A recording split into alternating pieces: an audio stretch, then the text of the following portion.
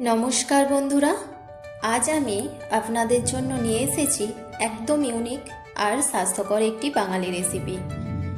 সজনে ডাঁটা আর আলু দিয়ে ডিম পোস্তর পাতলা ঝোল। চলুন ঝটফট দেখে নিই আজকের রান্না। প্রথমে ডিমগুলো লালচে করে ভেজে তুলে নেব। এবার কড়াইতে তেল গরম করে 5 ফোড়ন, শুকনো লঙ্কা আর কাঁচা লঙ্কা ফোড়ন দিয়ে কেটে রাখা আলুগুলো দিয়ে দিতে হবে। আর এতে পরিমাণ মতো লবণ আর হলুদ অ্যাড করে আলুগুলো হালকা ভাপিয়ে নিয়ে ভাজতে হবে। আলু একটু ভাজা হলে এর মধ্যে সজনে ডাঁটাগুলো দিয়ে দেব।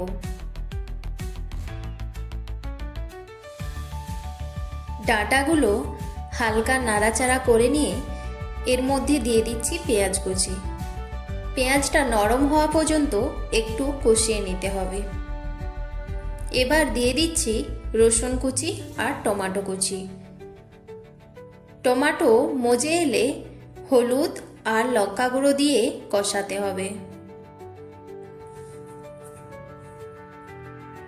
মশলা থেকে তেল ছাড়লে দিয়ে দেব বেটে রাখা পোস্ত। পোস্ত দিয়ে বেশিক্ষণ ভাজবেন না, কারণ তাতে স্বাদ তেতো হয়ে যেতে পারে।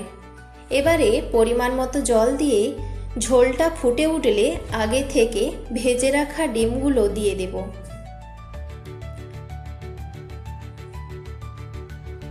মিনিট 2 ফুটিয়ে মাখো মাখো বা পাতলা আপনার পছন্দ মতো অবস্থায় নামিয়ে নিলেই তৈরি আমাদের আজকের স্পেশাল ডিশ। এমন খাঁটি বাঙালি স্বাদ পেতে আমাদের চ্যানেলটি সাবস্ক্রাইব করতে ভুলবেন না। ধন্যবাদ।